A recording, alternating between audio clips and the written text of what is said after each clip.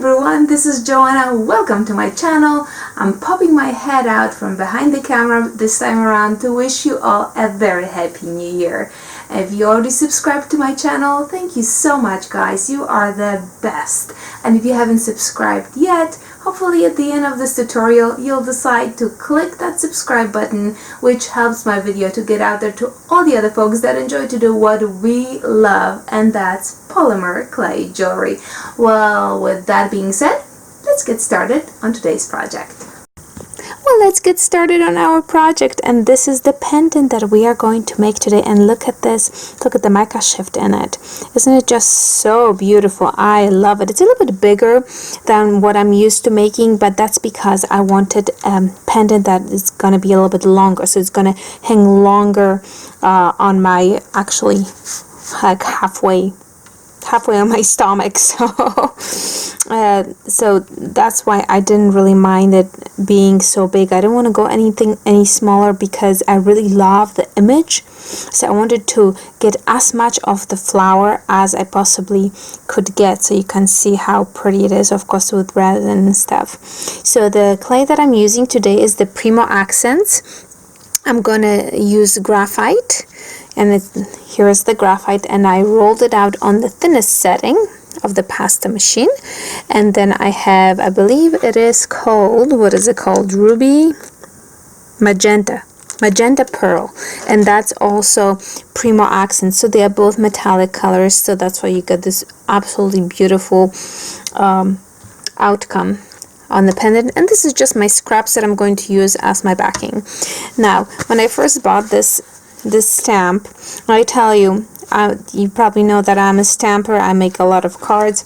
Little did I know that I will be using this so much for my clay projects. This is my favorite stamp to use because there are so many different options that you can go with, and this is what I'm going with today.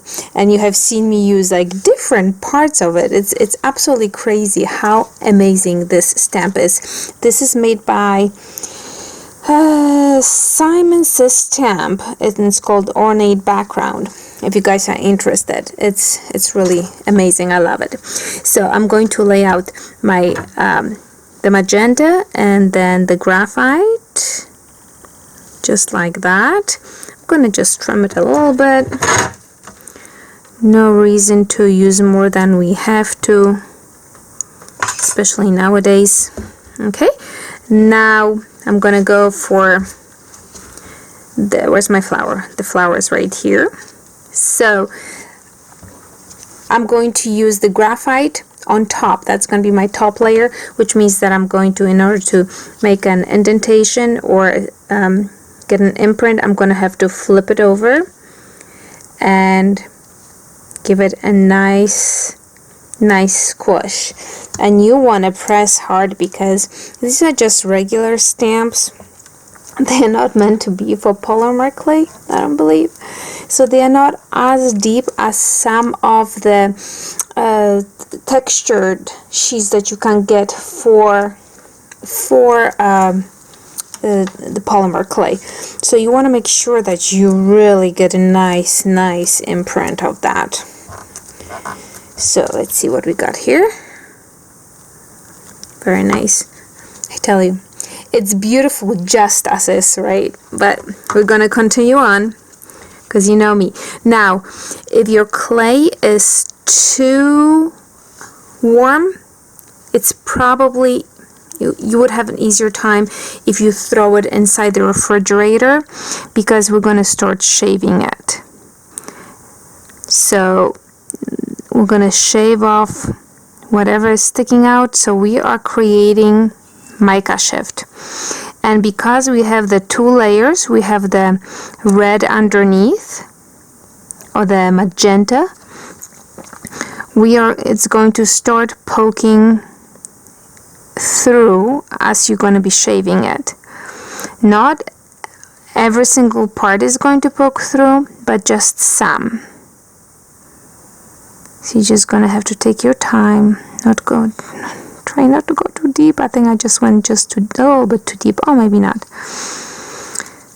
So you're creating the mica shift in the graphite, and then you have that other metallic popping out from underneath. And you do have to roll it out on the thinnest setting of the pasta machine, the graphite, because otherwise you will not be able to get to the red or to whatever other color that you're getting.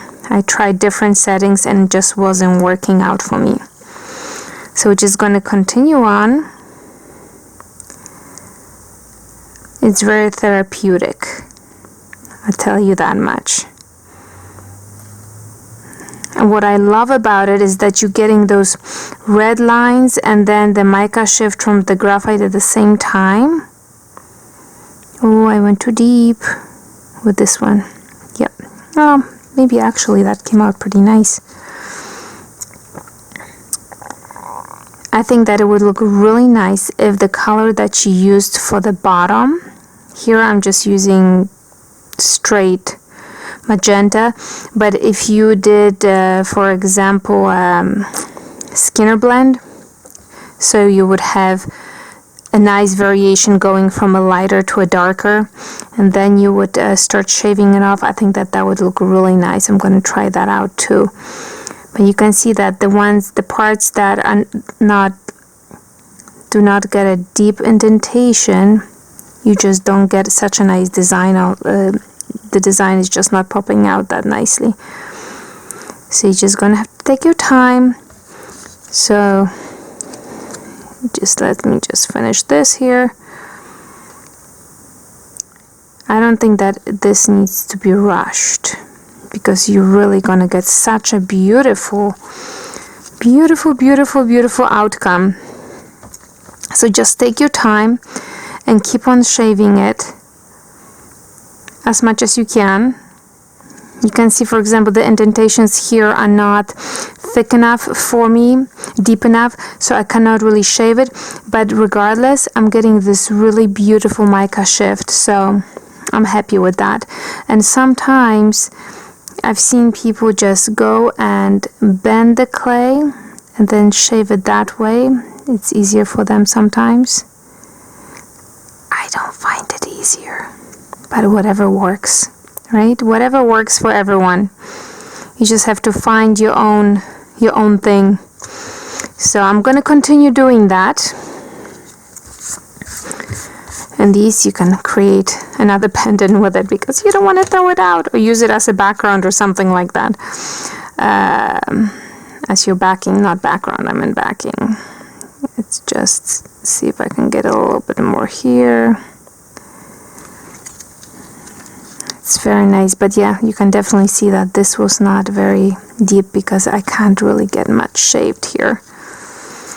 You can probably continue on here.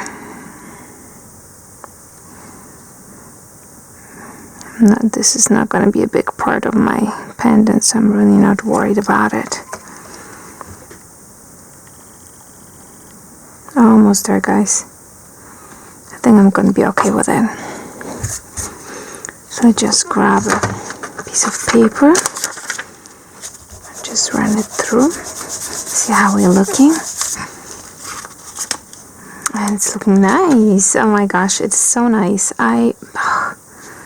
I'm just such a sucker for mica shift, because I mean, even though you don't get those cutouts here, the red, you still have those beautiful lines. And this pendant that I made, I actually added some lighter color to the magenta, so you can see that it's much lighter. So this one is going to be much brighter, which is great. And now the time is, we just have to go ahead and place our clay on this clay, and we'll cut it out.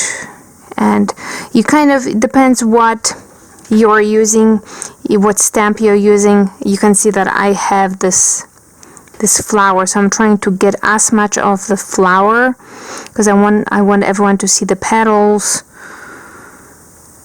So I think it looks really beautiful. I'm gonna scoot down just a little bit, just like that, and boom, Okay, all done. Now it is time. Oops. I thought that was my little baking device here. Anyways, so this is it. I am going to throw it in the oven, and then of course apply resin to it. But you can see that this one I added the backing to it, so it's a little bit thicker. This one here, it's much thinner. I'm thinking that I'm liking the thinner version of it. I don't think I was, yeah, I did add a backing to this, but it must have been much thinner, so I think I made it just a little bit too thick, but that's okay. That's all good. It's gonna look glorious once I'm going to trim it, give it a nice,